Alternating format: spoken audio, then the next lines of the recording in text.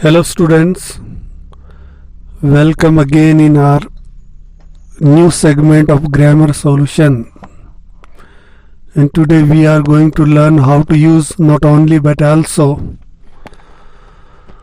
in a compound sentence. जब हम not only but also की बात करें तो not only but also like neither और नॉर की तरह ही कंपाउंड सेंटेंस बनाते हैं और इसीलिए इन्हें हम कोऑर्डिनेट कंजंक्शन कहते हैं. कोऑर्डिनेट कंजंक्शन का जब हम यूज़ करते हैं और जब एक कंपाउंड सेंटेंस बनाते हैं तो कंपाउंड सेंटेंसेस में जो क्लॉज होते हैं उन्हें कोऑर्डिनेट क्लॉज कहते हैं. तो क्लॉज क्या होते हैं, कॉम्प्लेक्स सेंटेंस क्या होते हैं, कंपाउंड सेंटेंस क्या होते हैं, इसके बारे में एक अलग हमने वीडियो बनाया है.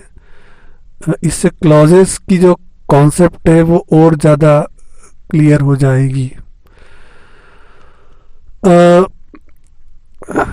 Let's see those Hindi sentences that will help you understand the use of not only but also. तो हम हिंदी के वो वाक्य जरूर देखें जहाँ से हमें ये पता लगेगा कि एक्चुअली किस तरह से यूज होता है not only but also. Hindi के जो एग्जाम्पल्स देने का एक ही कारण होता है कि हमें ये जरूर जानना चाहिए कि हमारी प्रैक्टिकल लाइफ में ये कहाँ पे यूज होते हैं.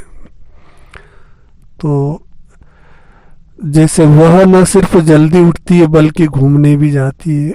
लड़की के बारे में यहाँ दो इंफॉर्मेशन है.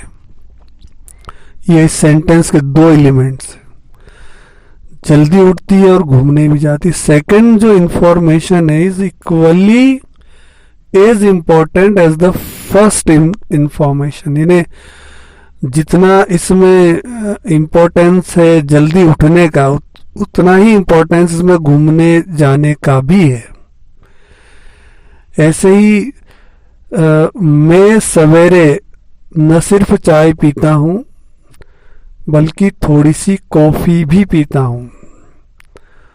तो अपने बारे में दो इंफॉर्मेशन दी है. And the first information and second information, the second जो इंफॉर्मेशन सेकंड एलिमेंट उसको भी उतना ही ज्यादा एम्फसाइज दिया गया है. अगेन इंदौर न सिर्फ मध्य प्रदेश की आर्थिक राजधानी है बल्कि भारत का सबसे साफ स्वच्छ शहर भी है. तो इंदौर के बारे में दो इंफॉर्मेशन है, मध्य प्रदेश की आर्थिक राजधानी है और भारत का सबसे साफ स्वच्छ शहर भी है. तो दोनों जो इंफॉर्मेशन है वो इक्वली वेटेज रखती है.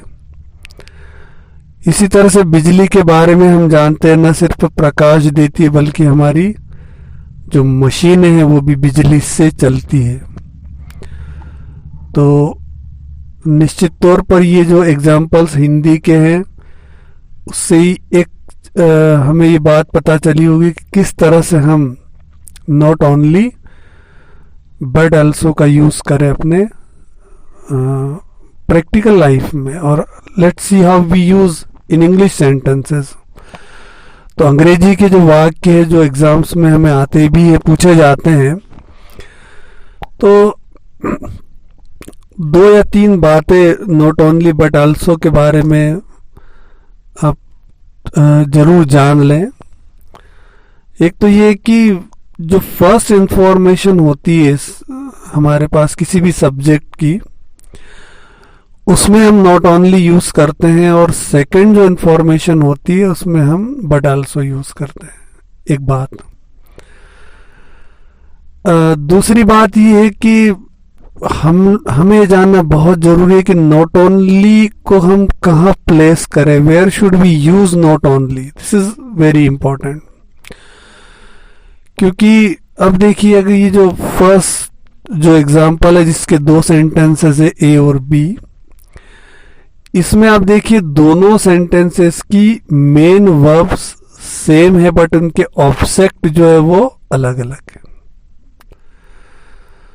तो जितना पार्ट दोनों सेंटेंसेस का कॉमन है वो तो एक ही बार लिखा जाएगा और वो पहले लिखा जाएगा, और जो पार्ट सेंटेंस का डिफरेंट है जिसकी भी चॉइस बनती है नॉट ओनली बट आल्सो की, तो पहले सेंटेंस में जैसे टी और कॉफी है, तो इसी तरह से आप पहले दूसरा सेंटेंस देखें तो इसमें दोनों की मेन वर्ब्स जो है वो अलग अलग है। एक गेट्स है और एक गोज है, गेट्स अप है और एक गोज है। तो अगर दोनों सेंटेंसेस की मेन वर्ब्स अलग अलग है तो फिर हमें पहले सेंटेंस की मेन वर्ब के पहले नॉट ओनली और उसके बाद जो दूसरा सेंटेंस है, दूसरी इंफॉर्मेशन, दूसरा एलिमेंट, उसकी मेन वर्ब के पहले बट आल्सो लगाना चाहिए। तीसरे एग्जाम्पल में अगर हम देखें तो दोनों सेंटेंसेस के सब्जेक्ट ही अलग अलग है but rest part of both the sentences is common. तो अगर सब्जेक्ट अलग है तो हमें नॉट ओनली दोनों नॉट ओनली बट आल्सो की चॉइस हमारी दोनों सेंटेंसेस के सब्जेक्ट में है। एक बात और भी है, जब आप नॉट ओनली बट आल्सो का यूज करें, ये जो बात मैं कह रहा हूँ वो ग्रामेटिकली या स्ट्रिक्टली इतनी ऑब्जर्व नहीं की जाती, specially in the evaluation in the examination. परीक्षा में जब आप की कॉपी चेक होती है तो जो इवेल्युएटर होता है जो आपकी कॉपी चेक करता है वो थोड़ा सा लीनियंट हो जाता है कि वो इस बात को लेकर कि जब हम बट एल्सो लिखें तो उसके पहले जो हमारा क्लॉज बनता है तो हमें वो जब समाप्त होता है वहां हमें कॉमा लगाना चाहिए। तो जैसे पहले सेंटेंस में आप देखिए, ये हमारा जो दूसरा सेंटेंस है, यहाँ पर बट ऑल्सो के पहले अगर कॉमा नहीं है आना चाहिए, but if you don't use the comma तो इतना स्ट्रिक्टली इसको ऑब्जर्व नहीं किया जाता है और इसको एक माइनर मिस्टेक मानी जाती है और उसको कंसीडर कर लिया जाता है। तो अब देखिए इसको हम सीखें किस तरह से यूज करें। तो जो पहला सेंटेंस है उसकी आप देखिए कि चूंकि शी टेक्स ये पार्ट दोनों का कॉमन है तो हम वो पहले लिख देंगे।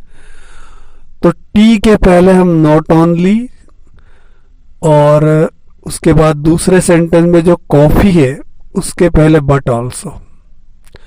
तो she takes not only tea but also coffee, और in the morning again common है। तो जो हमारा कंप्लीट आंसर बनेगा वो है she takes not only tea but also coffee in the morning. Again she gets up early, she goes for a walk.